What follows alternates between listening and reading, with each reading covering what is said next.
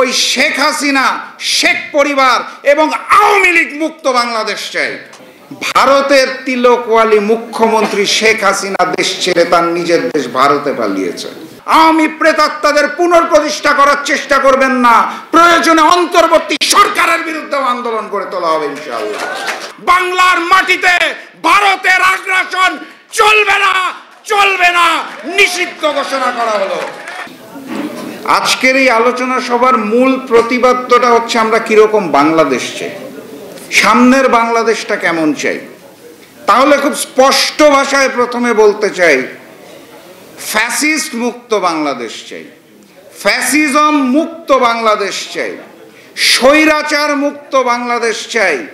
অর্থাৎ ওই শেখ হাসিনা, শেখ পরিবার এবং আওয়ামী লীগ মুক্ত বাংলাদেশ চাই। কথাবার্তা পরিষ্কার। যদি মনে হয় শেখ হাসিনাকে বিচারের আওতায় এনে নতুন একটা আওয়ামী লীগকে সুযোগ দেওয়া হবে, তাহলে অত্যন্ত দুঃখের সাথে বলতে হয় আওয়ামী লীগ হচ্ছে সেই দল, শেখ মুজিব থাকতেও যারা গণহত্যা করত, শেখ হাসিনা থাকতেও যারা গণহত্যা করত।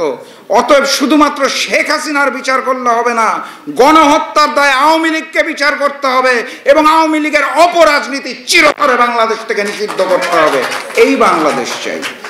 ভারতের তিলকওয়ালি মুখ্যমন্ত্রী শেখ হাসিনা দেশ ছেড়ে তার নিজের দেশ ভারতে পালিয়েছে, কিন্তু সেই গণতান্ত্রিক বাংলাদেশটার জন্য এই অন্তর্বর্তী সরকার যদি মনে করে সংস্কার গল্প শুনিয়ে নির্বাচনকে বিলম্বিত করবেন, তাহলে স্পষ্ট ভাষায় বলতে চাই, আন্দোলন এখনো শেষ হয় নাই, প্রয়োজনে আবারও আন্দোলন হবে।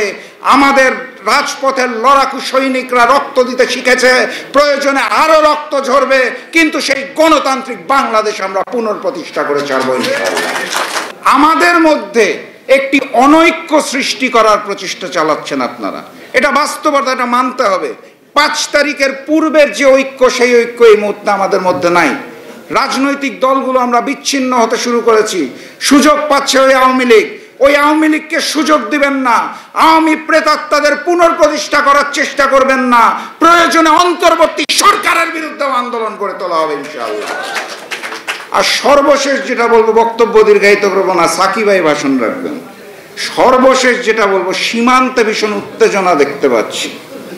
ওপার থেকে ভারত বড্ড দাদাগিরি করার চেষ্টা করছেন। ভারতের মিডিয়াগুলো ভীষণ বানরের ভেংচি কাটার চেষ্টা করছেন। স্পষ্ট ভাষায় জানিয়ে দিতে চাই, বাংলার মসনদে ভারতের তিলকওয়ালি মুখ্যমন্ত্রী শেখ হাসিনা নয়। আমরা স্বাধীন বাংলাদেশে আমাদের সার্বভৌমত্বকে হরণ করতে দেব না।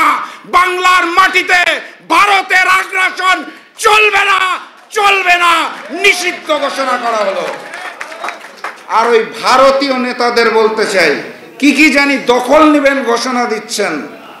বাংলাদেশ হচ্ছে সেই দেশ, যেই দেশের মানুষ অস্ত্রের সামনে খালি হাতে বুক পেতে দিতে পারে। আমাদের ভয় দেখাবেন না, আমাদের রাজ্যকে দখল করার চেষ্টা করবেন না। বেশি বাড়াবাড়ি করলে আপনার 7 সিস্টার টুকরা টুকরা হয়ে যাবে ইনশাআল্লাহ।